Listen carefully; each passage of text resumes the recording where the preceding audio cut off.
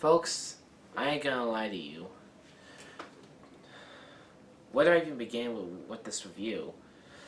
Seriously, when you have a character in the Marvel Universe that's as iconic as it is, in which each portrayal gets better than the last, how do you basically start reviewing the movie in which the character goes off with a final, well-deserved note? Well, to start with that, let's go back to about 2001. Now, around that time, was the first adaptation of the X-Men comic books. It came to theaters in 2000 and was started by amazing cast in the first film. One of the most iconic portrayals in that film was Hugh Jackman as Logan, aka Wolverine. Now, around that time, Hugh Jackman was previously unknown as an actor. He did have a few productions under his belt, but he didn't have any breakout roles until this film. And seriously, this film was a film that catapulted the guy from unknown popularity into pop culture ubiquity. Almost analogous to Jennifer Lawrence in her turn as Katniss Everdeen in The Hunger Games. He basically became an actor in demand. His portrayal of Wolverine was one of the best ones in the entire X-Men series, alongside Patrick Stewart as Professor X, and especially Ian McKellen as Magneto. And the character's portrayal will definitely carry well into the next few films. He continued to play Wolverine in the sequel 3 years later, called X-Men United, which is by far the best in the series before Days of Future Past, especially considering the abomination that was X-Men The Last Stand, that people basically claimed as one of the worst comic book films ever made. Now granted, the reason why that film was as bad as it was because several things happened. The first two films were directed by Bryan Singer, and the reason why Last Stand failed as much as it did because Singer left the film to do Superman Returns when it took too long to get a good script. And with production running out of time, they brought on Brett Ratner to do the film, and although he did make something out of the film, it wasn't exactly a result that many fans were satisfied with.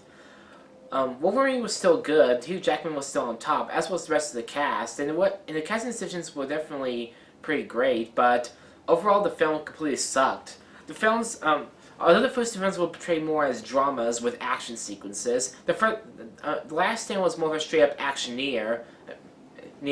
Much of Magneto's personality was tossed out the window, even though he was still a compelling enough villain. The storyline was okay, and the characters were once again had great moments.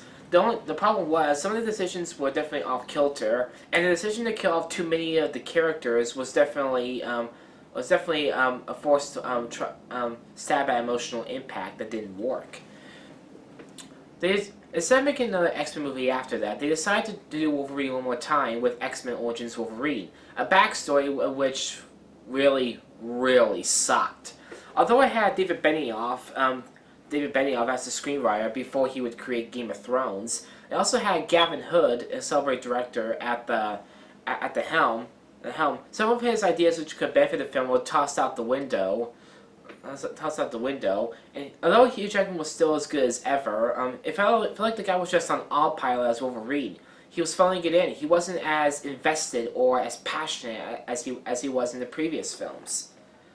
And especially didn't like it when they brought Deadpool as a cameo and sued his mouth. Thank God, however, that would be resolved a few years later in the Deadpool movie last year. And then came to the Wolverine solo movies. Although Logan returned, Hugh Jackman came back as Wolverine for Days of Future Past and X-Men Apocalypse, albeit the latter was more of a cameo. Even though Origins made enough of the box office to warrant a sequel, they decided to just make a solo movie with Wolverine. That was the Wolverine 2013. The film was definitely decently well received, especially with director James Mangold at the helm, who made some good films like The Theory of Everything, and 310 to Yuma. The film was definitely decently well received, and it was a great box office success, even if people agreed it wasn't the best Wolverine film. And then came the announcement that the third Wolverine film will be Hugh Jackman's final outing as Wolverine, and also the last Wolverine film possibly ever made. Because let's be honest, people could have actually seen this coming. Hugh Jackman's been playing the character for since 2000. The character has been in every X-Men comic. Hugh Jackman's nearly 50, and a guy around that age considerably starts slowing down unless your name is Tom Cruise or Robert Downey Jr. And sometimes you just gotta hang up a clause or whatever it is and move on to other projects. Because let's be honest, in between his turns as Wolverine, Hugh Jackman's had some good turns in different films, but none of which could ever escape the popularity he had as Wolverine. And that being said, that brings us to Logan, the final Wolverine film. Not just for Hugh Jackman as Wolverine, but also for Patrick Stewart as Charles Xavier, aka Professor X. And when I also heard that this film was going to have the feel of like a Western, I was definitely enthused. So I saw Wolverine.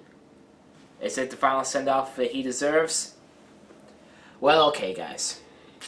I'm going to admit this. I didn't have much expectations for what Wolverine's final turn might be. Heck, you can definitely say that for just about any film there is. But as terms of this film goes, I would argue that almost all this film is actually really, really incredible. And definitely since it's one of the best films to come out this year. But let's ask the question: is it the final Wolverine film? Is it actually the final send-off that this character truly does deserve? Well, let's go find out. And to start off this review good, we're gonna start off with the story. And the film basically takes inspiration from the Wolverine comic, Old Logan. And the story about this film is simply this: it's basically 2029. All mutants are on the brink of extinction, and just about all of them are completely killed off, and only two reportedly remain. They include Wolverine himself, who has lost his aging ability, and the adamantium is slowly poisoning him. And Professor X, who's gone senile and old and lives with Wolverine as well, as the man tries to make it on his own.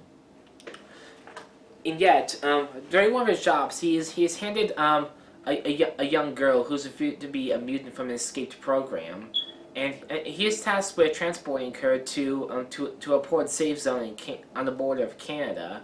Sounds almost analogous to Resident Evil, doesn't it? And he basically has to find his way there while fighting off a corporation who wants to kidnap her. And so, and yeah, I could definitely if you heard the description of that film, it definitely gives you the feel of like an old kind of Western where a guy has to transport a prisoner to another place for sentencing. Almost like one of those old Westerns of like John Wayne. That being said, I don't really like how the story is done because that'll lead us straight into the characters. And Hugh Jackman as Wolverine, this is probably his best portrayal and his best send-off. Because Wolverine in this film, Wolverine is about as beaten as you guys would see. He's lost just about everything. He's practically down his luck. He's lost everything. He's old. He's practically like, I don't give a crap about anything anymore. All I care about is staying alive, and that's that. And you can never see why, because everything is gone, and all the mutants are gone, and the guy's just been trying to stay alive, and he basically thinks that doing this will bring him trouble, and that's understandable. And you can definitely, and another thing I got praised by this film is James Mangold's direction, and you can definitely see some shades of this guy's previous film, Featuring the Yuma, the Western remake. And you can definitely see how he does in all of this film, because this film definitely has like a very old, earthy, and gritty Western look. And you can see as a guy who loves Westerns, that's actually really commendable. James Mangold's direction really shines. James Mangold's direction really shines, especially in the action sequences. And one of the things about it looks like someone was actually taking inspiration from Deadpool, because from the very first action sequence, it definitely looks like someone told James Mangold to just let Wolverine brandish his claws and chop people as he saw fit, because I don't know if they want to do this in previous films, but Wolverine just goes balls to the walls with the action sequences. Like, he chops people. He basically goes, I'm not going to play it easy on you. I'll slice you into bits if I have to. And seriously. And that's one of the things people actually love about this film, as do I. Because when you do a final character for this film, you basically just... You deserve to go all out. They basically show that you want to do the character justice one last time. In this film, in the action sequences... They're great. They're great. They're well shot. The action. You can follow the action. And James Mangold's deft touch keeps everything focused and energetic. And I gotta say, great job. Great job. Great job. But now we need to talk about the rest of the performances. I already highlight Hugh Jackman as Wolverine, but Professor X, aka Patrick Stewart, he definitely gives a great last performance as Professor X. This guy is just... This guy provides this guy by far carries the humor in this film, and he's got some great moments. And he's not in the film for like the whole thing, spoiler alert, but his time in the film is definitely something to be cherished. Which brings us to the big breakout star, Daphne Keane. She plays the girl Wolverine is escorting, and her moments in every scene with her in the film, especially when she gets involved with the action, is truly something to behold. Definitely. This girl has great things destined for her, and if they bring her back for another X-Men film, color me interested. In black. And maybe blue. And I can definitely see why some people are off-put by the fact that she speaks Spanish for most of the time she does speak. But yeah, you can definitely... But yeah, it's mostly because she's been raised by a Hispanic nurse, so that is understandable, and it actually gives some diversity to her character that I do like. I really like how the story is well paced. Like you can definitely see the relationship between these two characters grow a bit more, and why Wolverine has such a connection to this girl, which I think is really great. And while some people can be able to pull off by the ending, I think the emotional stakes of it all really have led to it, and well. Here's the thing that many writers live by. If a character doesn't want to come back, actor doesn't want to come back for a character, you gotta kill it off, in the best way you can. Or you do something else that gives it a proper send off. And I'm not gonna spoil what happens in the ending of this film. All I can say is that the ending of this film, perfect ending. It's emotional. It's climactic. It's very, very satisfying. And definitely does give the hope that if new movies will come, they'll be able to carry the torch. The characters in this film will be able to carry the torch of what comes next. And seriously, for a guy who fought hard with the X-Men, there's no better way to say that. So guys, here's the thing. I definitely really. So guys, I'm sure you guys wondering what my opinions of this film are, and honestly, those are the best. There's no way I can voice my opinions in this review than what I just said. Everything about this film makes it the proper send-off from Wolverine that we all deserve. Patrick Stewart gives a phenomenal farewell as Professor X. Hugh Jackman's knocks out of the park as Wolverine is one last time. Daphne Keane shows some great acting chops and definitely shines in this film as well. James Mangold's direction is as polished as ever. The writing is amazing. The villain is also really entertaining. Everything about this film makes it the proper send-off for an iconic character, and I can't really think of a better way to send it off. In other words, guys, 10 out of 10. That's about the third 10 given out this year. There's not counting some of the previous films I've reviewed, and honestly, if you want to kill off a comic book character, or get rid of it, do respect, do it with justice, or do it in the best way you can. In this film, it does it all. Check it out, guys. You must never miss it. Thanks a lot for watching, guys. If you like what you saw, check me out on Facebook. Facebook. Be sure to subscribe to my Twitter account and subscribe to my YouTube account for more. Be sure to donate to the channel as well, and I got lots more on the way.